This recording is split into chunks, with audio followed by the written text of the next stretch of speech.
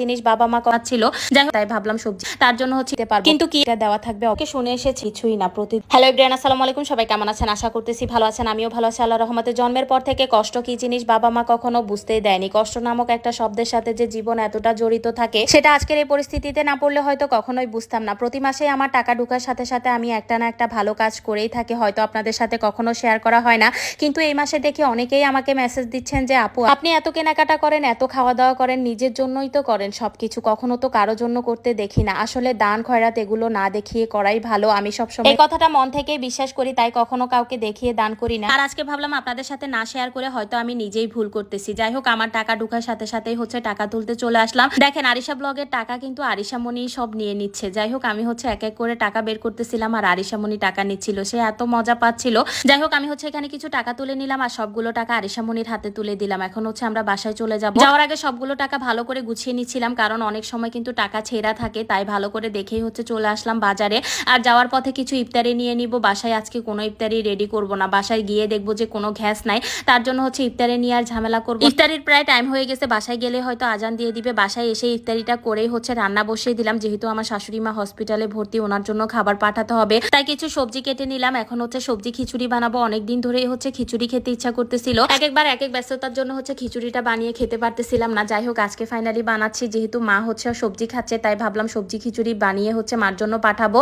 আর 9টার মধ্যেই হচ্ছে খাবার পাঠাতে হবে, তাই তাড়াহুড়ো করে রান্নাটা শেষ করে নিচ্ছিলাম। সবজিটা ভালো করে কষিয়ে হচ্ছে খিচুড়ির চালটা দিয়ে দিলাম। এখন ভালো করে নেড়ে চেড়ে হচ্ছে জাস্ট নামিয়ে ফেলবো। হঠাৎ করে মনে পড়লো যে মা তো লেটকা খিচুড়ি খায় না, তাই কি আর করব, এখন হচ্ছে এগুলোকে শক্ত খিচুড়ি করে নিতে হবে। একদমই নরম খিচুড়ি মা অত বেশি পছন্দ করে না, তাই ভাবলাম একটুখানি শক্ত শক্ত করেই এগুলোকে রান্না করে নিব। আমার খেতে ইচ্ছে করতেছিল ওই যে সবজি দেওয়া একদমই নরম নরম একটা খিচুড়ি থাকে না, সেই স্টাইলের খিচুড়ি। যাই হোক, এক রকমের তো বানানো যাবে না, অনেক কাজে ব্যস্ত হয়ে যেতে হবে, তাই হচ্ছে আর অত ঝামেলার মধ্যে যাব না। এখন হচ্ছে একটা আইটেমই রেডি করে নিব। আর এখানে হচ্ছে চিংড়ি মাছ ফ্রাই করে নিচ্ছিলাম, এগুলোকে ভালো করে হচ্ছে নারকেলের দুধ দিয়ে অনেক মজা করে হচ্ছে ভুনা করে নিব, যাতে খিচুড়ি দিয়ে খেতে অনেক বেশি ভালো লাগে। যাই হোক, এই তো খিচুড়িতে পানি দিয়ে দিলাম। আর আজকের মানে অনেক ব্যস্ততার একটা দিন, আপনাদের সাথে অনেক কিছুই শেয়ার করতে পারি নাই, তারপরও আমি কিন্তু সবসময় আপনাদের সাথে যতটুকু পারি শেয়ার করার ট্রাই করি। আমার লাইফস্টাইলটা দেখে অনেক আপুরাই অনেক বেশি পছন্দ করেন। তো যাই হোক, এই তো খিচুড়ির সাথে ডিম ভাজি না হলে তো একদমই ভালো লাগবে না, তাই ভাবলাম একটা ডিম ভাজি করে নিই, কিন্তু ডিম ভাজি করতে গিয়ে আমার ডিমের একদমই 12টা বেজে গেছে।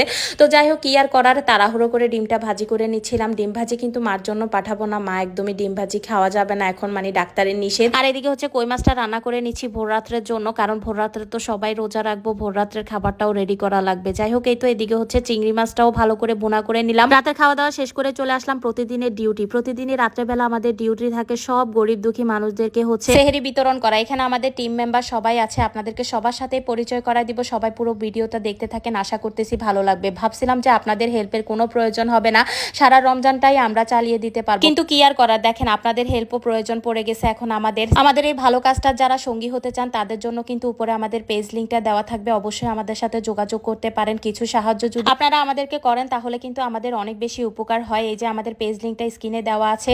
তো যাই হোক, প্রতিদিনই কিন্তু আমাদের এটা ডিউটি থাকে। আমাদের টিমে কিন্তু অনেকজন মেম্বার আছে, সবাইকে জাস্ট একটু একটু করে আপনাদের সাথে শেয়ার করি। স্ক্রিনের যে নাম্বারটা দেওয়া আছে এটা আমাদের বিকাশ নাম্বার, চাইলে আপনারা কিন্তু ভাইয়ার সাথে যোগাযোগ করেও কিন্তু টাকা পাঠাতে পারেন। এখন অনেকের মনে ভয় থাকতে পারে যে কত টাকা পাঠাবো বা কত পাঠালে ভালো হবে, কোনো ভয়ের কিছু নাই বা কোনো দ্বিধাবোধের কিছু নাই। আপনারা 10 টাকা 5 টাকা যে যা পারেন তাই যদি একটু হেল্প করেন তাহলে কিন্তু এই গরিব দুঃখী মানুষদের কিন্তু সেহরিটা হয়ে যায়। আমি ছোটবেলা থেকে শুনে এসেছি রোজার মাসে যে যত দান করবে সে নাকি পাহাড় সমান সওয়াব পাবে। যাই হোক, এই কথাটা শোনার পর থেকে সেদিন থেকেই আমি অনেক বেশি দান খয়রাত করার চেষ্টা করি রোজার মাসটাতে, বিশেষ করে এই যে দেখেন কতগুলো গরিব দুঃখী মানুষ, তাই না?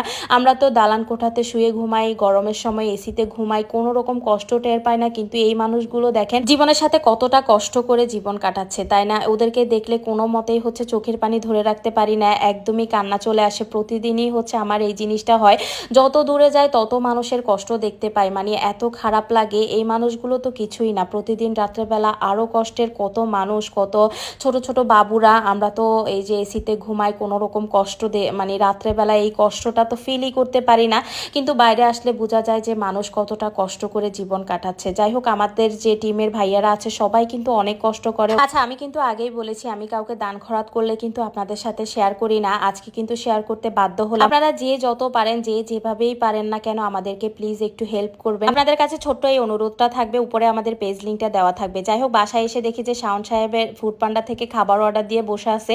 সে বলতেছে আমার বউটা এত কষ্ট করে আসছে, তাকে আজকে আমি বাইরের খাবার খাওয়াবো। কি একটা জামাই, তাই না? দেখেন ওর পাগলামি দেখলে আমার নিজেরই মাঝে মাঝে হাসি পায়। যাই হোক, এই তো বাসায় রান্নাবান্না করে রেখে গেছি। এখন মনে হচ্ছে যে ভোর রাত্রে আর কিছুই বাসার খাওয়া হবে না, সবকিছু আমি ফ্রিজে রেখে দিছি। আমরা সবাই মিলে এখন এগুলোই খেয়ে রোজা রাখবো।